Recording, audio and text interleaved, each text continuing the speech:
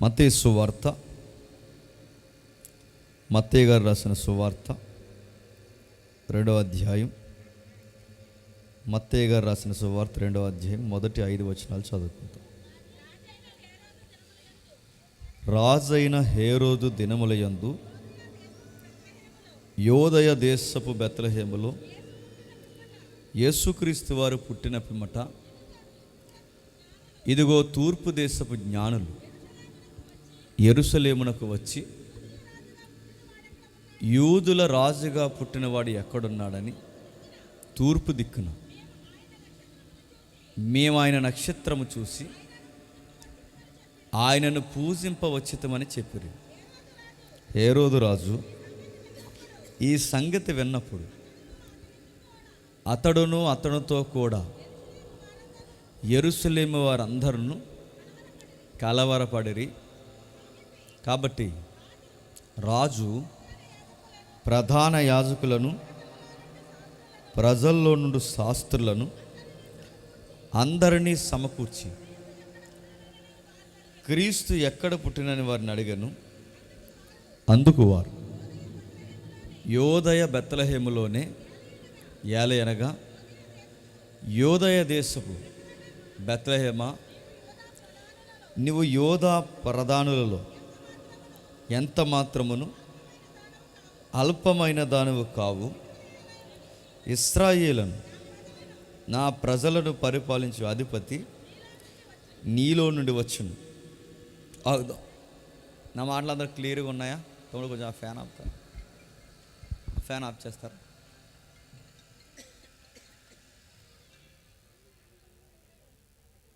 Okay, కొంచెం జాగ్రత్తగా విందాం. నా మాటలు చివరి వరకు వినబడుతున్నాయా? చివరి వరకు. ఓకే. ప్రతి ఏడాది సువార్తల్లో ఈ మొదటి అధ్యాయాలు చదువుకోవడం మనకు అలవాటు. తెలుగు అక్షరాలు తెలుసు కనుక చదువుకున్నాం. తిరగేసి ప్రశ్నించుకుంటే మనకు ఏమన్నా అర్థమైందంటే మన బొంద మనకేం అర్థం అవ్వలేదు, కానీ చదివాం. ఇలాంటి క్రిస్మస్ వేడుకలకు, ఇలాంటి సహవాస కూడుకలకు వచ్చినప్పుడు ఇటీవల కాలంలో భయంకరమైన బాధాకరమైన విషయం ఏంటంటే, భక్తులు బైబిల్ లేకుండా వస్తున్నారు. ఏంటో మరి ఈ భక్తులు, మిమ్మల్ని కదలేమా కూర్చోండి, నేను అడుగుతున్నా. అంటే ఇదొక ఫ్యాషన్ అయిపోయింది. అంటే ఒక కళ్యాణ మండపానికి వెళ్ళినట్టు, ఏదో ఒక ఫంక్షన్కి వెళ్ళినట్టు. మన క్రైస్తవ డిగ్నిటీ ఏంటి చెప్పినా, మన చేతుల్లో బైబిల్ ఉండాలి. ప్రతి వారికి సొంత బైబిల్ ఉండాలి.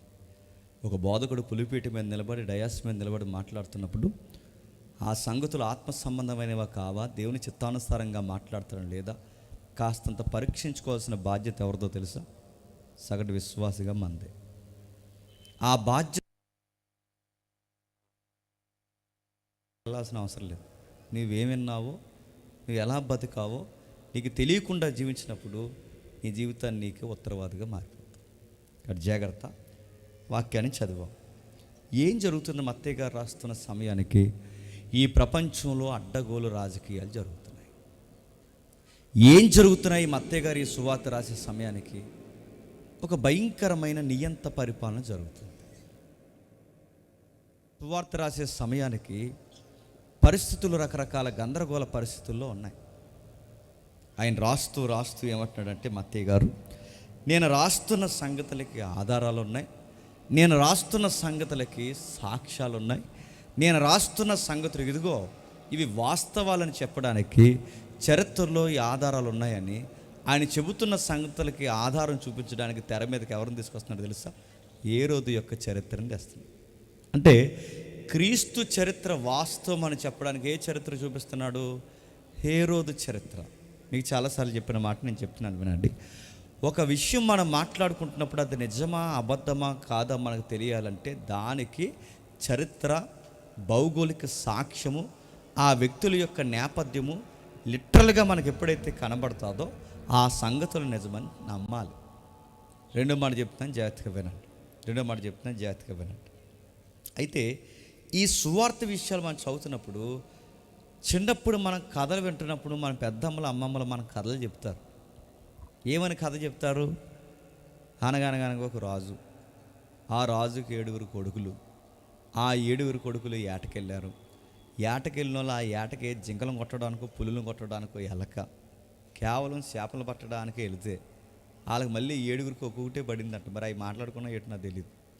ఆ 7గురికి ఒక్కొక్క చేప పడితే వాటిని తీసుకొచ్చి ఎండబడితే, కాల్చుకోలేదంటే ఎండబెట్టాడు. మరి ఉప్పు చేపలు చేసుకుందాం అనుకుంటున్నారు ఎడితే వాటిని ఎండబెడితే ఆ ఎండబెట్టిన తర్వాత అందులో చేప చాలా ఫీల్ అయిపోయిందట. ఎందుకే నువ్వు ఎండలేదని ఆ చేపలు పట్టిన వాళ్ళు, అదే ఆ రాజు కొడుకులు అడిగితే, నువ్వు ఎందుకు ఎండలేదని అడిగితే అప్పుడు సీరియస్గా చేప అందట, నాకు గడ్డిమోపు అడ్డం వచ్చిందన్న. నా మాటలు మీకు అర్థమవుతుంది లేదో గుర్తుపెట్టుకోండి. అంత ఫీల్ అయిన చేప పక్కకి జరగచ్చుగా, జరగదంట. ఈసారి మీ అమ్మమ్మలో పెద్దమ్మలు ఈ కథలు చెప్పినప్పుడు, యాభై పెద్దమ్మ నిన్న విషయం అడుగుతున్నాను, అనగనగనగా రాజు అంటున్నావు, రాజు పేరు ఏంటి అని అడగండి. నీ ముఖమే పెరగా చూస్తుంది. రెండోది, ఏ దేశానికి రాజే అని అడగండి, కంగారు అయిపోద్ది. అయినా రాజుకి 7గురు కొడుకులే పుట్టడం, ఆడపిల్లలు పుట్టలేదని అడగండి. అయినా రాజు కొడుకులు చేపలు పట్టడానికి వెళ్ళి మళ్ళీ జట్సీపుగా ఉంది, పెడితే పట్టారు ఒక గంపో ఎన్నో పడకుండా 7గురికి లెక్కగా 7 పట్టడం ఏంటని అడగండి. అప్పుడు మీ పెద్ద అంటది, అది కథరా చెప్పండి, కథకి ఆధారాలు ఉండవు, అలా అడగకూడదురా అని అంటది. మీకు ఏమర్థమవుతుంది? కథకి ఆధారాలు ఉండవు, కథలకి సాక్ష్యాలు ఉండవు, కథలకి చరిత్రలో ఆధారాలు ఉండవు. కానీ నిజమైన దానికి చరిత్రలో ఆధారాలు ఉంటాయి. నిజానికి ఆధారాలు ఉంటాయి అనడానికి, క్రీస్తు పుట్టుక నిజంగా జరిగిందా, మత్తయి చెప్తున్న సంగతులు నిజమా, ఈ బైబిల్ దేవుడు నిజంగా ఈ భూమి మీదకి శరీరధారుడిగా వచ్చాడంటే వచ్చాడు అనడానికి తెర మీదకి ఏం తెస్తున్నాడు? ఒక ప్రభుత్వం పేరు తెస్తున్నాడు. ఆ ప్రభుత్వం పేరు రోమా ప్రభుత్వం. చరిత్రలో నిజంగా రోమా ప్రభుత్వం పరిపాలించిందంటే పరిపాలించింది. చరిత్ర గొంతెత్తరుస్తుంది. ఆ రోమా ప్రభుత్వం కింద గవర్నర్స్ పనిచేశారంటే పనిచేశారు. ఎవరు ఆ గవర్నర్ అంటే హేరోదు. ఈరోజు మన గవర్నర్స్ అంటున్నాం, ఆ రోజు ఏ రోజులు అంటారు. ఇంకా ఏ రోజుల గురించి ఏమైనా ఇన్ఫర్మేషన్ ఉందంటే ఉంది. యాకోబు గారు తెలుసుగా, పూర్వకాలం యాకోబు గారు, పాత నిబంధన యాకోబు. ఆ యాకోబు గారికి యాషావు అని ఒక అన్న ఉన్నాడే, ఆ అన్నకు కొడుకులు పుడితే ఆ కొడుకుల్ని, ఆ అన్నకు కొడుకులు పుడితే ఆ కొడుకులు ఎదోమీలు అన్నారు. ఆ ఎదోమీల నుంచి వచ్చిన వారే హేరోదీలు అన్నారు. అంటే ఇవన్నీ నిజమా అంటే ఇవన్నీ నిజం. ఈ నిజాలన్నీ మనకెందుకు చెప్తున్నాడంటే, ఈ రాజు చరిత్ర నిజం, ఈ ఎదోమీల చరిత్ర నిజం, వాళ్ళు పరిపాలిస్తున్న చరిత్ర నిజం, వాళ్ళ ప్రభుత్వాల చరిత్ర నిజం, ఇప్పుడు తూర్పు దేశపు జ్ఞానులు వచ్చారన్న సంగతి కూడా నిజం. ఇన్ని నిజాలు మనకెందుకు చెప్తారంటే, నిజమేంటో మనకు బాగా అర్థమైతే మన జీవితం చాలా బ్రైట్గా ఉంటుంది. ప్రభుని ఎందుకు నమ్ముతున్నాం మనకు అర్థం అవుద్ది. కిందకి చెప్తున్నారు చూడండి, తూర్పు దేశపు జ్ఞానులు వచ్చారట. ప్రశ్న అర్థం చెప్పండి, తూర్పు దేశపు జ్ఞానులు అంటే దేనికి తూర్పు, దేనికి తూర్పు, దేనికి పరమడ, దేనికి ఉత్తరం, దేనికి దక్షిణం, దేనికి తూర్పు? ఈ ప్రపంచంలో మధ్యన ఒక సముద్రం ఉంది, అది మధ్యలో ఉంది కాబట్టి దాని పేరు మధ్యధరా సముద్రం. ఏ సముద్రం? మధ్యధర. అది బైబిల్ ఉందిగా, మన బైబిల్లో కనబడుతుంది మధ్యధరా సముద్రం. యోనా గారిని శాపం చేసిందే ఆ సముద్రం. పౌలు గారు సుదీర్ఘమైన ప్రయాణం చేస్తున్నప్పుడు వాడ బద్దలైందే ఆ సముద్రం. ప్రపంచంలో ఇప్పుడు పిలువబడుతున్న లేటెస్ట్ నేమ్ మ్యాప్లో పిలువబడుతున్న మెడిటేరియన్ సీ అంటున్నారు చూసారా, ఆ మెడిటేరియన్ సీ మధ్యధరా సముద్రం ఇదే. ఈ మధ్యధరా సముద్రం దగ్గర జాగ్రత్తగా వినండి, ఆ మధ్యధరా సముద్రాన్ని సెంటర్ పాయింట్ తీసుకుని ఆ సముద్రానికి తూర్పుగా ఉన్న 6 నేలంతటిని తూర్పు భూభాగం అంటారు. దానికి పరమడగా ఉన్న భూభాగాన్ని పరమడ భూభాగం అంటారు. దానికి దక్షిణగా ఉన్న భూభాగాన్ని దక్షిణ భూభాగం, ఉత్తర భూభాగం అని విడదీస్తారంటే, అక్కడ మధ్యధరా సముద్రం దగ్గర నుంచి తూర్పు భాగాన్ని ఎక్కడ వరకు కొలుస్తారు చెప్పనా? ఇదిగో మీ సముద్రం చూసారా, పక్కన ఎక్కడ ఉందో సముద్రం? అంతర్వేది. ఈ అంతర్వేద సముద్రం వరకు ఉన్న ఈ ప్రాంతాన్ని మొత్తం 6 నెలలు, ఎక్కడ మధ్యధరా సముద్రం, ఎక్కడ అంతర్వేద సముద్రం, ఈ 6 నెలలు అంటే ఈ ప్రపంచానికి మనకు చివరంచు ఇదన్నమాట. ఈ అంచు వరకు, ఆ సముద్రం నుంచి ఈ సముద్రం వరకు ఉన్న అంచుని తూర్పు నేల అంటారు. ఈ తూర్పు నేల మీద ఏర్పడిన దేశాలనే తూర్పు దేశాలు అంటారు.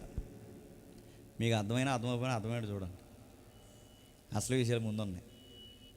ఓకే, ఎందుకు ఇవన్నీ చెప్పాలంటే మంచి చాలామంది తగునమ్మని తయారయ్యి యేసుప్రభు వారికి చరిత్ర లేదంటున్నారు, యేసుప్రభు వారికి ఆధారం లేదంటున్నారు, యేసుప్రభు వారికి కల్పింపబడిన ఆ ఒక స్టోరీ అంటున్నారు. అలాంటి వారికి మన పిల్లలు కొంతమంది చెప్పలేకపోతారంటే బేసిక్ ఇన్ఫర్మేషన్ తెలియాలా వద్దా? అందుకే ఏ రోజు అన్నవాడు ఉన్నాడు, తూర్పు దేశాలు నిజంగా ఉన్నాయి. ఆ తూర్పు దేశ కథలు వచ్చిన జ్ఞానులు ఉన్నారు. వచ్చిన జ్ఞానులు ఏం చేశారు?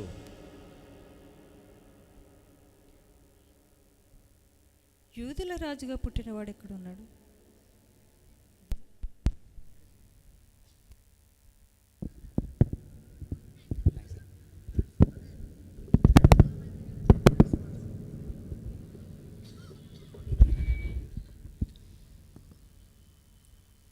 వచ్చిన తూర్పు దేశపు జ్ఞానులు ఏం చేస్తారు మిమ్మల్ని అడుగుతున్నారు. మరి ఎన్ని క్రిస్మస్లు చేస్తారు నాకు తెలియదు కానీ మిమ్మల్ని అడుగుతున్నాను చెప్పండి. వచ్చిన తూర్పు దేశపు జ్ఞానులు ఏం చేస్తారు చెప్పాలి. ఏం చేశారు? నెక్స్ట్ ఏం చేశారు చెప్పండి. నేను అడుగుతున్నాను, వాళ్ళ ఆస్ట్రాలజీ తెలిసిన వారా, ఆస్ట్రానమీ తెలిసిన వాళ్ళు చెప్పండి. అంటే ఏంటని అడగండి. వాళ్ళకి ఖగోళం తెలుసా, జ్యోతిష శాస్త్రం తెలుసా? అది ఇప్పుడు చెప్పండి. వాళ్ళు సైంటిస్టులు, అంటే వాళ్ళు ఆ రోజుల్లో శాస్త్రవేత్తలు అన్నమాట. వాళ్ళ ఖగోళం మీద అవగాహన ఉన్నవారు, జ్యోతిష్యం చూసి వచ్చిన వాళ్ళు కాదు, ఖగోళం మీద అవగాహన ఉన్న వాళ్ళు వచ్చి ఏం చేశారు, రాజు ఎక్కడని అడిగారు. ఇంత పాస్టర్ గారు అన్నట్టు రాజు ఎక్కడా, యూదుల రాజు ఎక్కడని అడిగారు. ఈ విషయాన్ని గాలికి వదిలేస్తారు. క్రిస్మస్ వర్తమానాలని దేని చుట్టూ తిరుగుతుంది చెప్పిన? బంగారము చెప్పండి, సాంబ్రాణి చెప్పండి, బోలము. ప్రశ్న అర్థం చెప్పండి. తూర్పు దేశాల నుంచి 2 సంవత్సరాల ప్రయాణం చేసి, 2 సంవత్సరాలు బాగా వినాలి, తూర్పు దేశాల నుంచి 2 సంవత్సరాలు ప్రయాణం చేసి, ఎడారులు దాటి, నదులు దాటి, గుట్టలు దాటి, కొండలు దాటి, ఈ రోజున్న వాహనాలు లేని టైంలో అంత ప్రయాణం చేసి చేసి బయలుదేరి వస్తే, ఈ బయలుదేరి 2 సంవత్సరాలు ప్రయాణం చేసి వచ్చిన వాళ్ళు చేసిన పని ఏంటని అడిగితే ఇది వాడిని చేసిన పని ఏంటని అడిగితే మనకు చెప్పిన ఆన్సర్ చెప్పిన సాంబ్రాన్ని తెచ్చారు అంటున్నాను. అడుగుతున్నాను, ఇన్ని అడవులు దాటి, ఇన్ని కొండలు దాటి, ఇన్ని గుట్టలు దాటి కేవలం ప్రభుకి సాంబ్రాన్ని ఇవ్వడానికి వచ్చారంటే ఏమైనా బాగుందా? ఆ మాటలు ఇంకా అర్థమవుతున్నా లేదో. బోలం ఇవ్వడానికి వచ్చారంటే బాగుందా? తమ్ముడు ఏదో వస్తుంది చూడు. ఇవన్నీ మనం చదువుతుంటే మనకి ఏమర్థం అవుతుంది? ఇవన్నీ మనం చదువుతుంటే మీరు జాగ్రత్తగా వినాలి. ఇవన్నీ చదువుతుంటే మనకి ఏమర్థం అవుతుంది అంటే, వీళ్ళు వచ్చింది కేవలం మెటీరియల్ ఇవ్వడానికి కాదు. బంగారము, సాంబ్రాణి, బోలం ఇజ్రాయెల్ దేశంలో దొరుకుతుంది, దొరకదా? మన ఈస్ట్ కన్నా బాగా దొరుకుతుంది అక్కడ. మనకన్నా నెంబర్ 1 గోల్డ్ ఇజ్రాయెల్ గల్ఫ్ ఏరియాలో దొరుకుతుంది, మనకు దొరుకుతుంది, అక్కడే దొరుకుతుంది. దీన్ని మీరు చాలామంది అక్కడ ఉన్నారు, అడగండి, చుట్టాలు ఉంటారుగా. అక్కడ నెంబర్ 1 గోల్డ్ దొరుకుతుంది అని అడుగుతున్నాను. అలాంటి నెంబర్ 1 గోల్డ్ అక్కడ ఉన్నప్పుడు, నెంబర్ 1 మెటీరియల్ ఉన్నప్పుడు, ఈ మెటీరియల్ ఇవ్వడానికి ఆ జ్ఞానులు వెళ్ళారంటే ఏమైనా బాగుందా? కాదు, అంతకు మించి ఏదో ఉంది. ఏముంది? వాళ్ళు అడుగుతున్నారు, రాజు ఎక్కడా? యూదుల రాజుతో మీకు పని ఏంటంటే వాళ్ళు అడుగుతున్నారు, ఆ యూదుల రాజే మా రాజు, మా రాజే యూదుల రాజు, ఈ ప్రపంచానికి రారాజు, ఆ రాజు ఎక్కడా? ఇప్పుడు అడుగుతున్నాను, ఇంతకీ రాజు గోలేంటి, రాజు గొడవేంటి? తూర్పు దేశాలకి రాజులు లేరా? ఉన్నారు. తూర్పు దేశాలకి నాయకులు లేరా? ఉన్నారు. తూర్పు దేశాలకి అధిపతులు లేరా? ఉన్నారు. ఇంతమంది ఉన్న వాళ్ళందరినీ వదిలేసి ఈ రాజు దగ్గరికి, వాళ్ళ రాజులను వదిలేసి ఈ రాజు దగ్గరికి ఎందుకు వచ్చారు? ఏదో ఉంది. అదేంటో మనకు అర్థం కావాలి అంటే దాన్ని అలాగ ఉంచి ఒక్కసారి ఆదికాండం 1వ అధ్యాయంకి రండి. ఒక్కసారి అమ్మాయికి ఆఫ్ చేయమ్మ. ఆదికాండం 1వ అధ్యాయం, ఆదికాండం మామూలుగా చదవండి, అమ్మాయికి ఆఫ్ చేసి. ఆదికాండం 1వ అధ్యాయం. ఆది యందు దేవుడు భూమి ఆకాశములను సృజించెను. క్షమించండి, ఆదికాండం 1వ అధ్యాయం 26వ వచనం.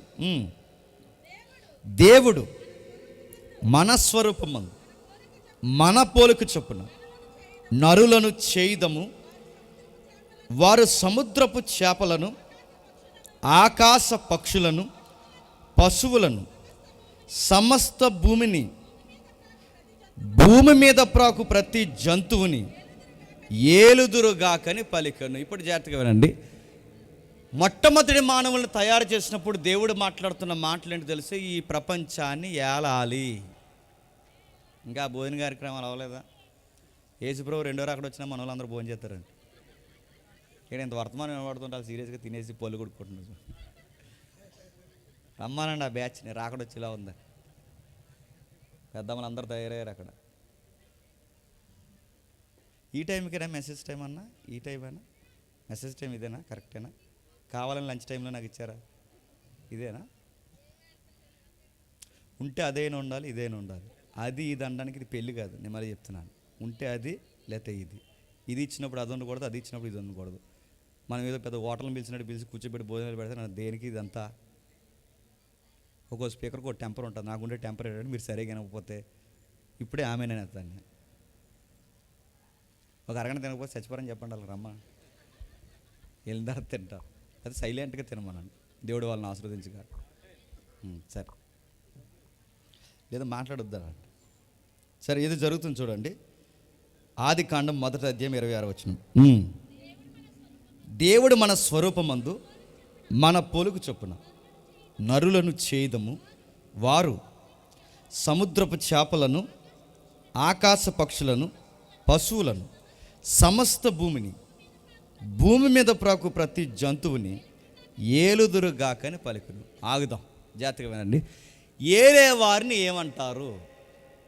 రాజు. ఇప్పుడు చెప్పండి, మొట్టమొదటి మానవుణ్ణి ఏ ఉద్దేశంతో దేవుడు తయారు చేశాడు? నువ్వు ఏలాలి, ఈ సృష్టిని ఏలాలి.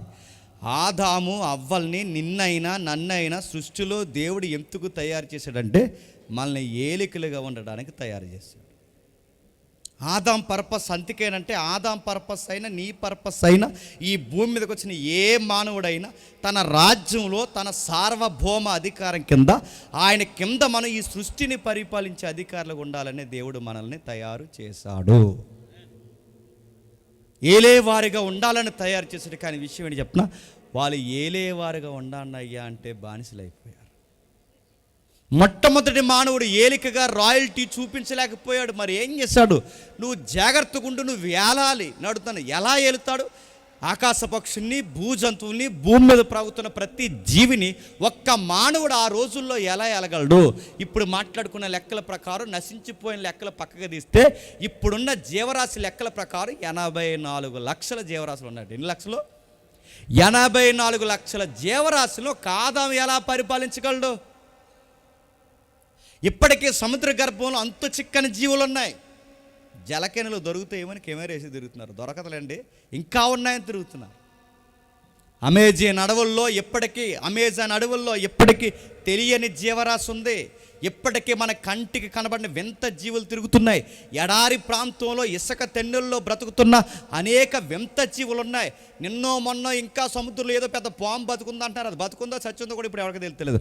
రకరకాల జీవులు బతుకున్నాయి. అడుగుతున్నాను, ఇన్ని జీవుల్ని ఒక్క ఆదాము ఎవరైతున్నారో ఆది మానవుడు ఎలా పరిపాలించగలడు అని నేను అడిగాను. బైబిల్ నేర్చుకున్న కొత్తలో అడిగితే అప్పుడు నాకు ఆయన ఏమన్నాడంటే, ఏముంది కర్రట్టుకుని మేపడం అంటే. దేని మేపుతాడు? కర్రట్టుకుని. 84 లక్షల జీవరాశుల్ని కర్రతో ఎలా మెయింటైన్ చేస్తాడు? ఏమైనా లాజిక్ ఉందా? ఏడడం అంటే ఏంటి చెప్పనా? ఉస్సు బుస్సు అని గడ్డి మేపడం కాదు. ఏడడం అంటే ఏంటంటే ఆదాము చెప్పాడు, నువ్వు నా మాట విను, ఈ ఎంటైర్ జీవరాశి యూనివర్స్ అంతా నీ మాట వింటుంది. నువ్వు నా సైడ్ ఉంటే ఇది నీ సైడ్ ఉంటుంది. నువ్వు నా మాట వినకపోతే ఈ ప్రకృతి, చెప్పండి, నీ మాట వినదు. నువ్వు నా మాట వినాలి. నా మాట వినకపోతే ఈ ప్రకృతి నీ మాట వినదు. అందుకే చూడండి, ఆదాము తప్పు చేసిన తర్వాత భూమి పండిందా? పండడం మానేసింది. ఆదాము తప్పు చేసిన తర్వాత జీవవృక్ష ఫలాలు దొరికాయా? అందడం పోయాయి. ఆదాము తప్పు చేసిన తర్వాత దేవుడి మాట వినకపోతే అనారోగ్యం అయిపోయింది, ఆయుష్ తగ్గిపోయింది. జీవితం ఏమైంది? గోడికి, నీడకి, అన్నానికి, ఆరోగ్యానికి, వసతులు లేక ఒంటరితనానికి గురైపోయి జీవితం పూర్తిగా తారుమారైపోయింది. ఈ శరీరం ఎలా అయిపోయిందో తెలుసా? ఒకప్పుడు ఆదాము తప్పు చేయకముందు అసలు ఆయనకి బట్టలు లేవట, వస్త్రాలతో సమస్య లేదట. ఇప్పుడు ప్రశ్న అర్థం చెప్పండి, వస్త్రాలు ఎందుకు వేసుకుంటాం? చెప్పండి, ఒకటోసారి చెప్పండి. దేనికి? ఇంకో మాట చెప్పండి. సిగ్గే చేసుకుంటాం అనకండి. వస్త్రాలు ఎందుకు వేసుకుంటే చెప్పనా? ఇప్పుడు చలికాలం వేసుకునే బట్టలు ఎలా ఉంటాయి చెప్పండి? ఎట్టగలిగేలా ఉంటాయి. సమ్మర్కి వేసుకునే బట్టలు ఎలా ఉంటాయి చెప్పండి? పాల్స్గా ఉంటాయి. ఇంకో మాట చెప్పండి, వర్షాకాలం వేసుకునే బట్టలు ఎలా ఉంటాయి చెప్పండి? వర్షం నుంచి కాపాడుతుంది. అడుగుతున్నాను, చలికాలానికి తగిన బట్టలు చలికాలం వేసుకోకుండా నువ్వు బాగా స్కిన్లెస్ లాంటి, అంటే బాగా నీ స్కిన్ బయటకు కనబడే పల్చగుండే బట్టలు వేసుకుని నువ్వు చలిలో తిరిగితే ఏమవుతావు? పోతావు త్వరలో. ఎండాకాలం నువ్వు స్వెటర్లు వేసి తిరిగితే ఏమవుతావు? జాయిన్ చేస్తారు శిలాయిలు నెట్టడానికి. అంటే మనకి ఏమర్థమవుతుంది? ఈ బాడీకి ఎక్కువ ఎండగాసినా ప్రమాదమే, ఎక్కువ వర్షం పడినా ప్రమాదమే, ఎక్కువ చలిలో ఉన్నా ప్రమాదమే. అంటే ఇదో పట్టాన్ని సరిగ్గా ఉండదంటే ఉండలేదు. దీనికి సరి అయిన వసతులు ఇవ్వకపోతే మట్టి పిడక సిదిగిపోయినట్టు సిదిగిపోద్ది. మీకు అర్థమవుతుందా? ఇలాంటి డెలికేట్ స్కిన్ ఎలా వచ్చిందంటే ఆయన మాట వినలేదు. ఎవరు చెప్పండి? ఆదాము మాట వినలేదు. అంటే ఆదాము ఎప్పుడైతే మాట వినలేదో ఆయుష్ తగ్గిపోయింది. ఆదాము ఎప్పుడైతే మాట వినలేదో జీవితం అంతర్గతం అయిపోయింది. ఆదాము ఎప్పుడైతే మాట వినలేదో ఈ ప్రకృతి మాట వినడం మానేసింది. అంటే మన బ్రతుకుకి, మన పరిపాలనకి, మన బ్రతుక్కి, మన సిస్టంకి, మన పరిపాలించే విధానానికి ఈ నేచర్కి సంబంధం ఉంటుందంటే ఉంటుంది. మీకు ఉదాహరణ చెప్తానండి, బైబిల్ మీద మీకు అవగాహన ఉందని నేను నమ్ముతున్నాను, అది నిజమవును గాక. ఆమేనంట, ఆమేనంట. నేను అడుగుతున్నాను, ఏలీ గారు తెలుసుగా, ఏలియా గారు ఆహాబు గారి టైంలో వార్నింగ్ ఇస్తాడు. ఆహాబు ఆ దేశానికి రాజు, ఇజ్రాయెల్ దేశానికి రాజు. ఆహాబుకి చాలా గట్టి వార్నింగ్ ఇస్తాడు. ఉమ్మడి రాజ్యాలు ఉన్నప్పుడు రాజుగా పనిచేస్తుంటాడు. ఆ ఉమ్మడి రాజ్యాల్లో ఉన్నప్పుడు రాజుగా పనిచేస్తున్నప్పుడు ఆహాబుకి వార్నింగ్ ఇస్తాడు. ఎందుకు ఆహాబు ఎవడు? యెజ్బెల్ అలా ఆయన యెజ్బెల్ ఉండగా ఆవిడ ఎవరైనా అడగండి, ఆవిడ తెలియాలి ఇంకా అంతే చరిత్రలో. ఆడి పరిపాలన సరిగ్గా లేకపోతే ఏలియా గారు ఇలా ముఖం మీద చెయ్యెత్తి, రాజదండం వైపు చెయ్యెత్తి ఇలా అంటాడు, ఇదిగో నీ పరిపాలన సరిగ్గా లేదు కనుక ఇంకా రేపటి నుంచి వర్షాలు కానీ మంచు కానీ చెప్పండి పడదు అన్నాడు. మీకేం అర్థమవుతుంది చెప్పండి? ఏలికలు సరిగ్గా లేకపోతే ప్రకృతి మాట వినదా అంటే చెప్పండి. ముఖ్యాంశాలు మరోసారి చెప్పండి. విందు. మీకు అర్థమయ్యేలా చెప్తేనండి, కొన్ని ప్రభుత్వాలు వస్తే వర్షాలు పడవు. ఏ ప్రభుత్వం అని అడగండి. కొన్ని ప్రభుత్వాలు వస్తే ఊరు కొట్టుకుపోద్ది. ఆ ప్రభుత్వం ఏ ప్రభుత్వం అని అడగండి. మీకేం అర్థమవుతుంది చెప్పండి? ప్రభుత్వాలకి ప్రకృతికి, ప్రభుత్వాలకి పరిపాలనకి, ప్రభుత్వాలకి మన బతుకుతున్న బతుక్కి సంబంధం ఉంటుందా అంటే చెప్పండి, ఉంటుంది. అందుకే ఆదాముని ఏమంటే తెలుసా, నువ్వు ఏలాలి. నువ్వు ఎలా వెళ్తావంటే నువ్వు నా మాట వింటే చెప్పండి ఈ ప్రకృతి నీ మాట వింటుంది. ఉన్నాడా రాయల్టీగా? తన భార్య మాట విన్నాడట. ఎవరి మాట విన్నాడు? తన భార్య మాట విని దేవుడు పాయింట్ అవుట్ చేశాడు, నేను నీకు ఇచ్చిన నేను ఇచ్చిన ఆజ్ఞను నువ్వు పాటించక నీ భార్య మాట విని వృక్ష ఫలములు తింటవి కనుక నీ నిమిత్తము నేల చెప్పబడింది. ఎవరి మాట విన్నాడు చెప్పండి? దేవుని మాట పక్కన పెట్టాడు, తన భార్య మాట విన్నాడు. ఒక మాట అడిగితే బాగుండు, ఏంటమ్మాయి దేవుడు వద్దన్నది తిందాం అంటున్నావు ఏంటి, ఈ వృక్ష ఫలాల గొడవ ఏంటి అని అడిగితే బాగుండు. ఆవిడని అడగడం, ఆవిడ చూస్తేనే పాటలు వచ్చేస్తాయి ఈయనకి. ఎవరికి? నా ఎముకలో ఎముక, నా మాంసంలో మాంసం. ఆవిడ చూసి పాటలు పాట పాడే ముందు అడిగితే ఏంటి మనం పాటించలేదని అడిగితే ఈ గొడవ ఉన్నా మొత్తం తతంగం అంతా మారిపోయింది. ఆదాము తన రాయల్టీ చూపించలేకపోయాడు. మళ్ళీ ఆ బ్లెస్సింగ్స్ని దేవుడు ఎవరికి ఇచ్చాడు తెలుసా? నోవహుకి ఇచ్చాడు. ఎవరికి ఇచ్చాడు? నోవహుకి ఇచ్చాడు. నోవహు ఏం చేశాడు చెప్పండి? తాగి పడిపోయాడు. ఎప్పుడైతే ఆయన ద్రాక్షరసం తాగి పడిపోయాడో, నోవహు ద్రాక్షరసం తాగి పడితే తర్వాత ఏమైంది? ఆ నగ్న దేహాన్ని తన కొడుకులు చూసినందుకు తన కొడుకులు శాపానికి గురైపోయారు. మీకు ఏం అర్థమవుతుందండి ఇవన్నీ చదువుతుంటే? ఆదాము తిని పడ్డాడు చెప్పండి, నోవహు తాగి పడ్డాడు. ఎవరైనా రాయల్టీ చూపించగలుగుతున్నారా? మూడోది అబ్రహాం గారు వచ్చారు. ఆయన ఏం చేశాడు? వాగ్దాన భూమిలో ఉండవయ్యా అంటే వాగ్దాన భూమిలో ఉండకుండా కరువు వచ్చిందని చెప్పి సింహ పిల్లలైన ఆకలి దప్పులతో చచ్చిపోతాయి కానీ నన్ను నమ్మిన వారు ఆకలి దప్పులతో చనిపోరని గొప్ప వాగ్దానం ఇచ్చిన దేవుని వాగ్దానాన్ని పక్కన పెట్టి ఐగుప్తీలో ఆహారం దొరుకుతుందనగానే తన అందమైన భార్యను తీసుకుని బయలుదేరాడట. ఎలుతుండగా ఆయనకి ఇన్ఫర్మేషన్ వచ్చిందో మరి ఎవడు చెప్పాడో అవగాహన ఉందో నాకు తెలియదు కానీ మొత్తం మీద ఆయనకు భయం వేసింది ఏంటంటే ఒక విషయం అర్థమైంది, అమ్మాయి నీ అందం నా ప్రాణాలకు ప్రమాదం అయ్యేలా ఉంది, అందుకు నువ్వేం చేస్తావంటే అందరూ చూస్తుండగా నన్ను అన్నయ్య అని పిలు, అందరూ చూస్తుండగా నేను సీరియస్గా చెల్లి అని పిలుస్తాను అన్నట్టు. ఈ పరీక్ష ఎవడని పెట్టచ్చండి? ఆయన ఎట్టాడు, ఆవిడ ఎన్నది, ఆవిడ ఎట్టే మరి ఆయన చెప్పిందల్లా వింటుంది. ఎవరు? అక్కడ రివర్స్. అక్కడేమో ఆదామేమో ఆవిడ చెప్పిందంతా ఆదాం వింటాడు. ఇక్కడేమో చెప్పండి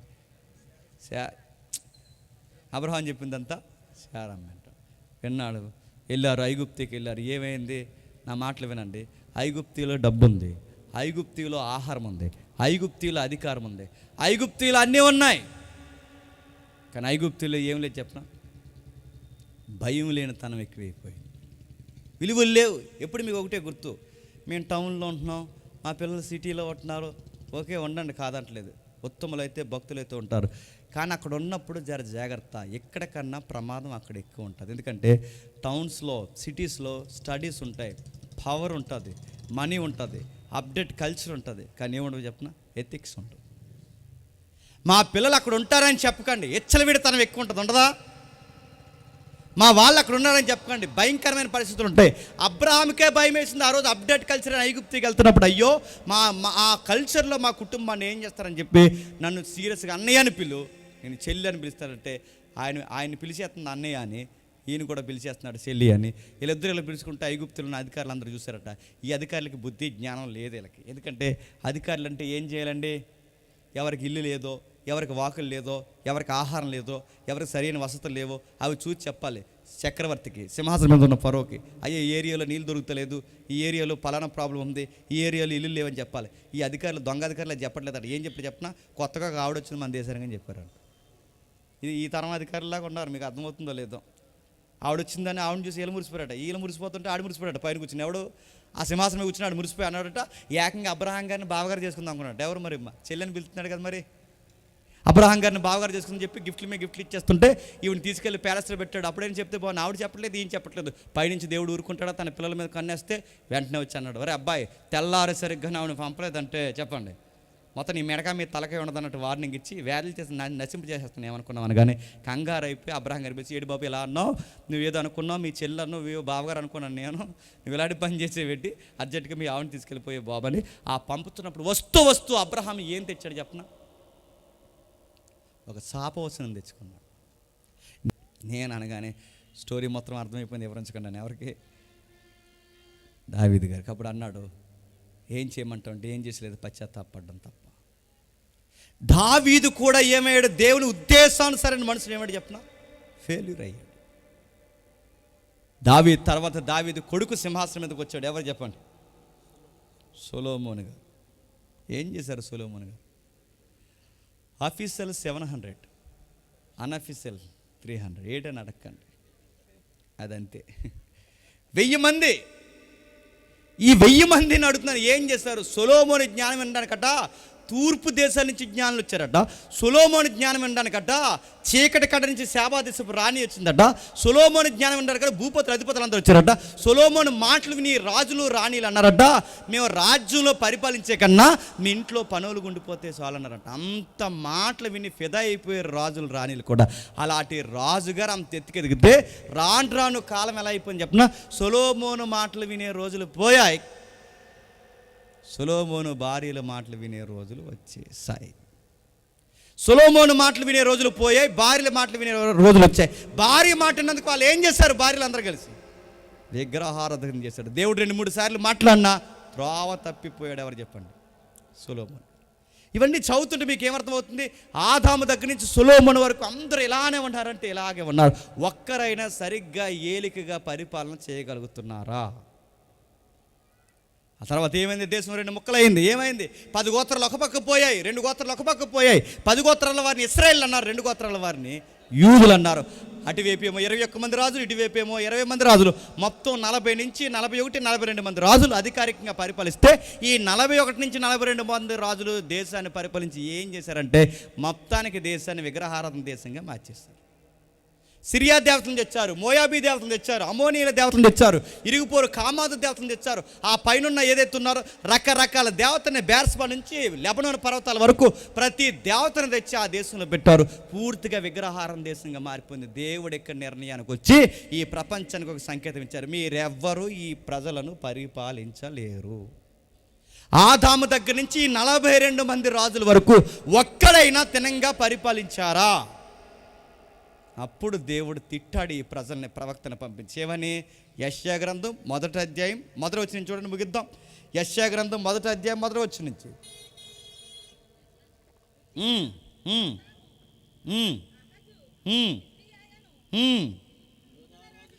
యోధారాజుల దినములలో యోధాను గూర్చియు యెరూషలేమును గూర్చియు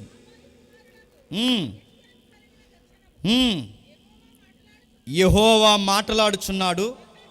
ఆకాశమా ఆలకించుము, భూమి చెవియొగ్గుము. నేను పిల్లలను పెంచి గొప్పవారినిగా చేసి తిని వారు నా మీద తిరగబడి ఉన్నారు. ఎద్దు తన కామాందు నెరుగును, గాడిద సొంత వాడిని దొడ్డు తెలుసుకుని. ఏంటి దాని అర్థం ఏంటి చెప్పండి? గాడిదకైనా యజమాడు ఉన్నాడని అర్థమవుతుంది, ఎద్దుకైనా యజమాడు ఉన్నాడని అర్థమవుతుంది. కానీ బుద్ధి లేని నా ప్రజలకి చెప్పండి నేనున్నానని మాత్రం అర్థం అవట్లేదు. నేనే రాజునన్న సంగతి నా ప్రజలకు అర్థం కావట్లేదు. అరే గాడిదకి అర్థమైంది, ఎద్దుకు అర్థమైంది. అరే పశువులు కొన్ని ఇంకిత జ్ఞానం ఎవరికి లేదు? నా బిడ్డలకు లేదు. అందుకే ఈ బిడ్డలకు అర్థం కావాల్సింది ఏంటంటే, నేను ఇంతమంది రాజుల్ని ఆదాముని ఎందుకు ఇచ్చానంటే, వీళ్ళందరినీ ఎందుకు ఇచ్చాడు చెప్పిన, వీళ్ళు ఫెయిల్యూర్ అవుతారని దేవుడు తెలీదా? తెలుసు.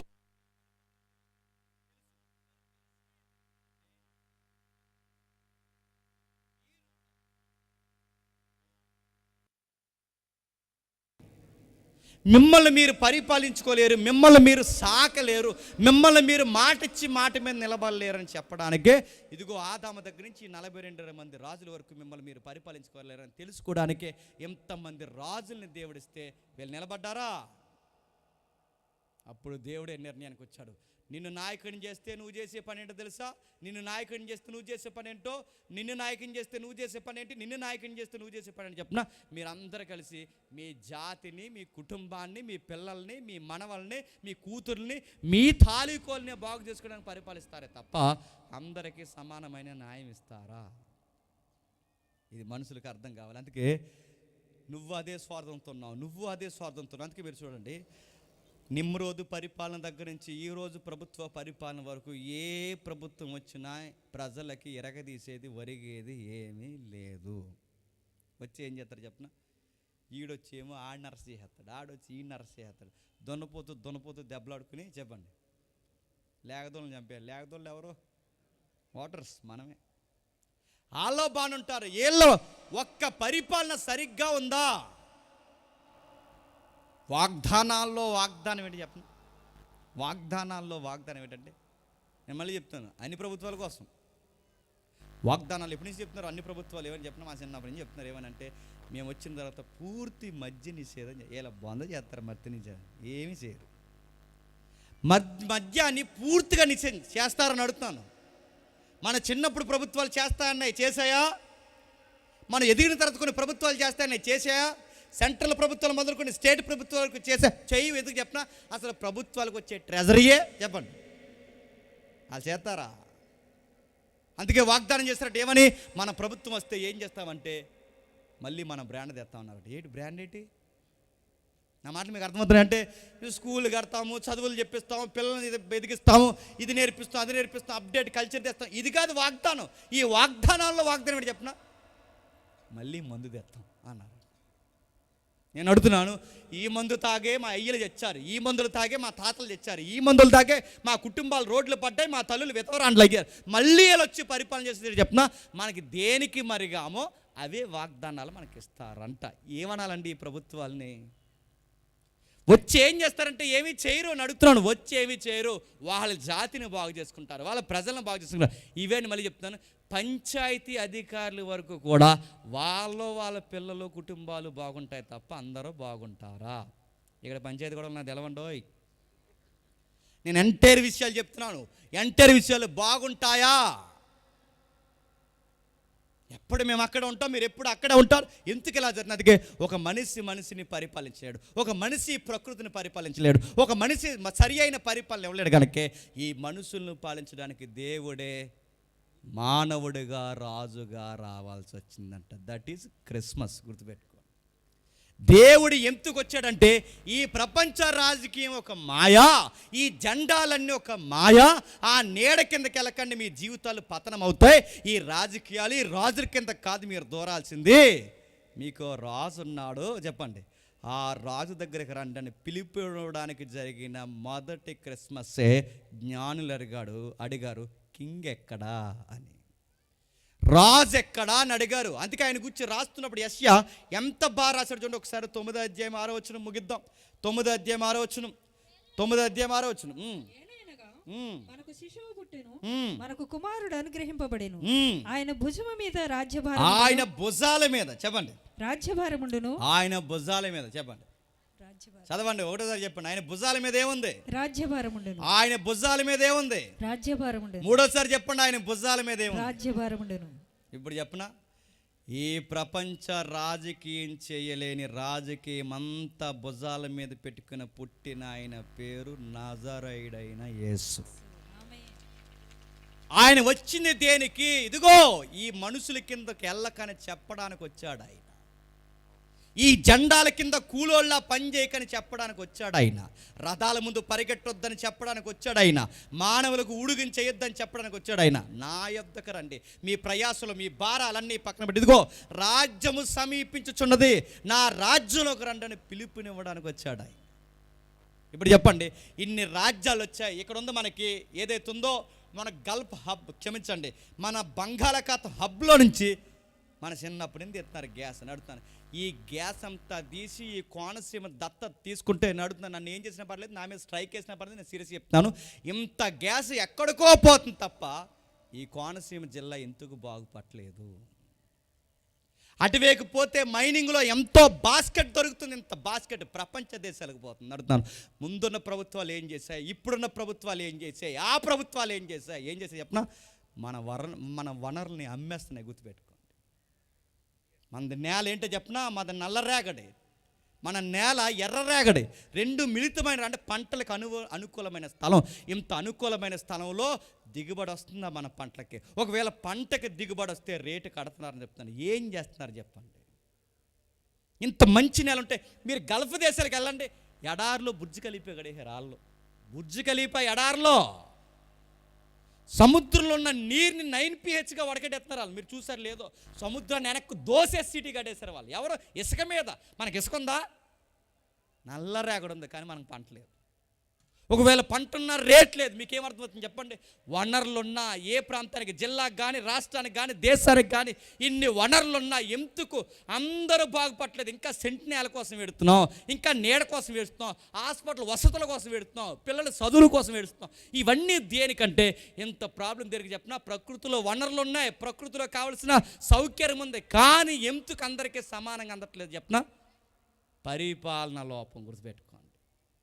ఆఫ్రికా దేశంలో అడుగుతున్నాను, ఎన్ని వనరులు ఉన్నాయి? అక్కడ దొరికినంత బంగారం ఎక్కడైనా దొరుకుద్దా? అక్కడున్న రాయితీలు ఎక్కడైనా దొరుకుతాయి? అక్కడున్న అడవుల్లో ఉన్న సంపద ఇంకెక్కడైనా దొరుకుతుంది? కానీ అక్కడున్న నా ఖండంలో ఉన్నంత వనరులు ఎక్కడ లేవు. కానీ బాధలు చెప్పినా అక్కడున్నంత కరువు కూడా ఇంకెక్కడ లేదు. ఎందుకు? ఆఫ్రికా దేశానికి ఉన్న ప్రాబ్లం ఏంటి చెప్పినా? నాయకత్వం ప్రాబ్లం. పంచాయతీకి ఉన్న ప్రాబ్లం ఏంటి చెప్పినా? నాయకత్వం ప్రాబ్లం. జిల్లాకున్న ప్రాబ్లం ఏంటి చెప్పినా? నాయకత్వం. మండలానికి, రాష్ట్రానికి, దేశానికి ఉన్న ప్రాబ్లం ఏంటి చెప్పండి? మీరు అనుకుంటారు ఎవడో వస్తాడో ఏది ఎరగదే. ఎవడో వచ్చి ఏమీ ఎరగదీరు. కాళిదాసు కవి ఏమన్నాడు చెప్పిన? అసలు ఏంటి పాలిటిక్స్ అంటే ఏంటంటే, కాళిదాసు కవి అన్నాడు, ఎదవలో పదవులు దిగితే పనికి మనలో పదవులోకి వచ్చారు, దట్ ఈస్ పాలిటిక్స్ అన్నాడు. ఏంటని నన్ను అడగండి, నేను అనలేదు అది. చెప్పండి, ఆడు ఎదవే చెప్పండి, ఈడు ఎదవే, వీళ్ళందరూ కలిసి ఎవరిని ఎదవని చేస్తారు చెప్పండి? ఇది కాదా రాజకీయం? వాళ్ళు చాలా మాట నెరవేరుస్తారు, ఏళ్ళ చీల మాట నెరవేరుస్తారు. నడుతున్నాను, ఎవడు వాగ్దానం, ఆ పదం గుర్తుపెట్టుకోండి, ఎవడు వాగ్దానం ఇచ్చి వాగ్దానం నెరవేర్చడు. వాగ్దానం ఇచ్చి వాగ్దానం నెరవేర్చారు ఎవరైనా ఉన్నారంటే, నిన్ను పరిపాలించు సైన్యములకు అధిపతిగా యెహోవా. గుర్తుపెట్టుకో, ఆయన మాట ఇచ్చాడంటే మాటే. నువ్వు చచ్చినా కానీ నీ పిల్లల వరకు ఆశీర్వాదం ఇస్తాడు. అందుకే ఈ ప్రపంచంలో అర్థమైంది తూర్పు దేశపు జ్ఞానులకి, మా దేశాల్లో రాజులు ఉన్నారు, మా దేశాల్లో అధిపతులు ఉన్నారు, మా దేశంలో నాయకులు ఉన్నారు, మా నాయకులు మమ్మల్ని మోసం చేస్తున్నారు, దొంగ తీర్పులు ఇస్తున్నారు, మా నాయకులు మా వనరులు తినేస్తున్నారు, మా పిల్లల్ని పాడు చేస్తున్నారు. అందుకే మాకు కావాల్సింది ఏంటంటే, ఈ రాజుల కింద మేము ఉండాలనుకోవట్లేదు. యూదుల్లో రాజు పుట్టాడు, ఆ రాజే మా రాజు అని ఎత్తుక్కుంటూ వచ్చారు తూర్పు దేశపు జ్ఞానులు. ఎందుకు తూర్పు దేశపు జ్ఞానులు వచ్చారు? ఆదాము పరిపాలించలేని పాలన, ఇదిగో అబ్రహాం దగ్గర వరకు పరిపాలించలేని పాలన, రాజులు పరిపాలించలేని పాలన, ఎప్పటికీ ఎవరో పరిపాలించలేని పరిపాలన ఒకే ఒక్క ఆయన చేస్తున్నాడు. ఆయన పేరు చెప్పండి, నజరేయుడైన యేసు. నేను ఒక మాట ముగిస్తున్నాను చెప్పే ముందు, నిజంగా అంత బాగుంటుందని పరిపాలన అంటే అదిరిపోద్దని పరిపాలన. యుగ యుగాలు పరిపాలించే ఆయన పరిపాలన, దావీదు సింహాసనం మీద కూర్చుని పరిపాలిస్తున్న పరిపాలన, ఆయన అంతం కానీ ఆయన పరిపాలన అదిరిపోద్దంటే అదిరిపోద్ది. ఆ రాజు నిజంగా మానవుడిగా భూమి మీదకి వస్తే ఏం చేశాడు? 33.5 సంవత్సరాలు అంటే కుష్ఠోళ్ళందరినీ బయటికి వెలివేస్తే, ఆ కుష్ఠోళ్ళు చేతులు ఎత్తి, అయ్యా మాకు కనీసం గుర్తింపు లేదు, వనరులు లేవు, మమ్మల్ని మనుషులుగా కూడా చూడలేదు, మమ్మల్ని బయట పాడేశారు, మమ్మల్ని ఓటింగ్ లిస్టులో తీసేశారు అయ్యా అని ఒక్కసారి ఆ కుష్ఠోళ్ళు కుళ్ళిపోయిన చేతులు ఎత్తి, దావీదు కుమారుడా మమ్మల్ని జ్ఞాపకం చేసుకోవయ్య అంటే, ఆ కుష్ఠోళ్ళు చేతులు పెట్టుకుని వాళ్ళని శుద్ధులుగా మార్చిన రాజు పేరేంటి చెప్పండి? నజరేయుడైన యేసు. కానాను వివాహంలో ఇలాగే భోజనాలు జరుగుతున్నాయంట. కానాను వివాహంలో భోజనాలు జరుగుతుంటే సరిగ్గా జనాభా ఎక్కువైపోయారు ఏంటో తెలియదు, కానీ ఆ కానాను వివాహం గౌరు రోడ్డు మీద పడిపోయే పరిస్థితి వచ్చింది. ఆహార వస్తువులు తగ్గిపోయాయి, ద్రాక్షరసం అయిపోయింది. ఇప్పుడు ఆ పెళ్లి గౌరవం పోయేలా ఉంది. కానీ ఆ పెళ్లి గౌరవం పోయేలా ఉంటే ఆ పెళ్లి గౌరవాన్ని, కుటుంబ గౌరవాన్ని మీద వేసుకున్నది ఎవరు చెప్పండి? నజరేయుడైన యేసు. గుర్తుపెట్టుకోండి. ఎక్కడో పెళ్ళి ఆగిపోతుందంటే ఆ పెళ్ళిని జరిగిస్తాడు. ఎవరో కుష్ఠరోగులు ఉన్నారంటే ఆ కుష్ఠరోగులు శుద్ధులు పరుస్తారు. ఎవరో పేద ఎదవరాండ్లు కొడుకు చనిపోతే ఊరందరూ వచ్చారట. ఆయనకి తెలుసు ఈ ఊరందరూ వచ్చిన 3వ రోజు వరకు ఉండి భోజనాలు తినేసి వెళ్ళిపోతారన్న సంగతి ఆయనకు బాగా తెలుసు. అంతే ఆయన అన్నాడు, అమ్మా నీ గురించి నాకు ఒక విషయం తెలుసు. నీకు భర్త లేడు, నువ్వు విధవరాండి, నీకు ఆధారం ఏదంతా నీ కొడుకు. ఇప్పుడు నీ కొడుకు కూడా పోయారు. ఈ చుట్టం పట్టం వీళ్ళందరూ ఉంటారు అనుకుంటున్నావు. నీ టీలు సమోసాలు తినేసి నిన్నే కామెంట్ చేసి వెళ్ళిపోతారు. అందుకే నాకు ఒక విషయం తెలుసమ్మా, ఆ పాడిని ముట్టాడు, కొడుకుని బతికించాడు. ఆ కొడుకుని బతికించి ఆ తల్లి కన్నీళ్ళు తుడిచాడు.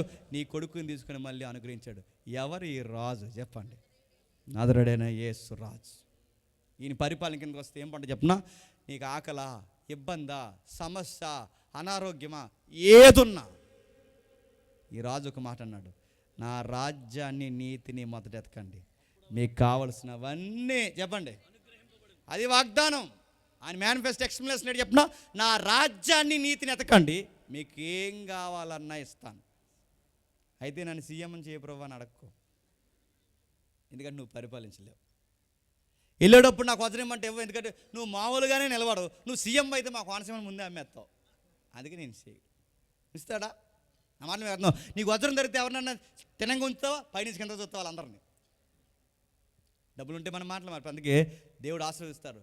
నీకు ఎంత ఇల్లు ఇవ్వాలో అంత ఇల్లు ఇస్తాడు. నీకు ఎంత వాకులు ఇవ్వాలో అంత వాకులు ఇస్తాడు. నేను ఎంత దీవించాలి అంత. ఎందుకంటే మనం కొన్ని ఇస్తే మనం పాడైపోతామని ఎంత ఇవ్వాలో అంతే ఇస్తాడు. నిజంగా మొదటి శతాబ్దంలో ముగిస్తున్నాం. మొదటి శతాబ్దంలో పేతురు ప్రసంగానికి 3,000 మంది మారిపోయారు. అంతే. ఎన్ని వేల మంది? 3,000 మంది మారిపోయారు. 3,000, 4,000 అయ్యారు, 4,000, 5,000 అయ్యారు, 6,000 మంది అయ్యారు. ఇన్ని వేల మంది కలిసి, వాళ్ళకి రాజు లేడు, నాయకులు లేడు, ఇన్ని వేల మంది కలిసి ఏం చేశారు తెలుసా? చరస్థిరాస్తులు అమ్మి అపోస్తుల పాదాల యొద్ద పెట్టి వారి వారి పేదోళ్ళు అక్కర కొలది పంచి అందరికీ సమానంగా పెంచన్నారట. ఇది మాది మాది మాది నాది కాదు, ఇది మనది అన్నారట. ఇప్పుడు చెప్పండి, యేసు ప్రభు రాజ్యంలో ఉంటే మనుషులు ఉంటారు చెప్పిన? స్త్రీ అని ఉండదు, పురుషుడు అని ఉండదు, గొప్పోడు అని ఉండదు, చిన్నోడు అని ఉండదు, అందరూ సమానం అవుతారు. ఆ రాజు కింద ఉన్న వాళ్ళందరినీ సమానంగా పరిపాలిస్తారు. వీడికి 4 ఎకరాలు ఉన్నాయండి, వీడికి 2 ఎకరాలని కాదు, అందరికీ చెప్పండి సమానంగా ఉంటారు. ఈ కలలే కన్నారు ఎవరు చెప్పినా? మార్క్సిజం. ఈ కలలే కన్నారు లెనినిజం. ఈ కలలే కన్నాడు మావోయిజం. ఈ కలలే కన్నారు సమాజ స్థాపన చేస్తామని దంసపు గుర్తులేసి ఎవరైనా అడగండి. ఈ కలలే కన్నారు, కానీ జరిగిందా? ఈ ప్రపంచం కలలు కంటున్న రాజ్యం ఒకే ఒక్క దిక్కు జరిగింది. ఎక్కడ చెప్పండి? ప్రభు అయిన యేసు రాజ్యంలో జరిగింది. అందుకే స్వచ్ఛంగా ఉన్న సంఘంలో ఎలా ఉంటుంది చెప్పండి? వీళ్ళకి ఏమైనా జరిగితే ఈ సంఘం అంతా కలిసి వాళ్ళ పక్షాన్ని నిలబడతారు. వాళ్ళకి ఏమైనా జరిగితే వీళ్ళందరూ కలిసి వాళ్ళ పక్షాన్ని నిలబడతారు. క్రీస్తు రాజ్యం కింద ఉన్న వాళ్ళు ఎలా ఉంటారంటే అందరూ సమానంగా ఒకరినొకరని చెప్పండి ప్రేమించుకుంటారు. ఒకరి బాధలో ఒకరు మీద తీసుకుంటారు, ఒకరి బాధలో ఒకరు కలగ చేసుకుంటారు, ఒకరిని ఒకరు వాదాచుకుంటారు, అందరికీ ఆశీర్వాదకరంగా ఉంటారు. అందుకే ఆయన యొద్దకు రండి. జ్ఞానులు ఎత్తుక్కుంటూ వచ్చారట. చెప్పండి, యూదుల రాజు చెప్పండి ఎక్కడ? ఆయన కిందకు వస్తున్నాం, ఆయన కిందకు వస్తున్నాం, ఆయన కిందకు వస్తున్నాం. ఆయన కిందకు వస్తే, ఆయన భుజాల కిందకు మేము వస్తే మా జీవితాలు చెప్పండి ఆశీర్వాదకరంగా మారిపోతాయి. నేను ముగిస్తున్నాను. అందుకే ఈయన కింద బలంగా ఉన్నవాళ్ళు, మీరు భయపడకండి, నేను భయపడకండి చెప్తున్నాను. ఈయన కింద బలంగా ఉన్నవాళ్ళు, ఈ యేసు ప్రభుని బలంగా నమ్మిన వారు, పక్క రాష్ట్రంలో రేవంత్ రెడ్డి వచ్చి కేసీఆర్ ఓడిపోయినా, ఇక్కడ జగన్ పోయి చంద్రబాబు నాయుడు గారు వచ్చినా, లేదా చంద్రబాబు నాయుడు గారు పోయి జగన్ వచ్చినా, సెంట్రల్లో మోడీ పోయి రాహుల్ వచ్చినా, రాహుల్ పోయి మోడీ వచ్చినా, ఈ మధ్య రష్యా ప్రధాని మరి ఎందుకు చెప్తున్నాడు? తెగొచ్చేస్తున్నాడు వచ్చినా. అది తర్వాత తీసేయండి, లైవ్లో చెప్పలేం. ఎంతమంది ఏం జరిగినా మీకు విషయం చెప్పినా, ఎన్ని విషయాలు జరిగినా గుర్తుపెట్టుకోండి, మన మనసు సీఎంల మీద, పిఎంల మీద, ఎమ్మెల్యేల మీద ఉండదు. మన మనసు ఎవరు ఉంటుంది చెప్పినా? రాజు మీద ఉంటుంది. నేను సీఎంలను బట్టి ధైర్యంగా ఉండను, నేను పిఎంలను బట్టి ధైర్యంగా ఉండను. ఈయన గెలవలేదని నేను బెంగెట్టుకుని, ఆయన గెలిచాడని నేను బాధపడను.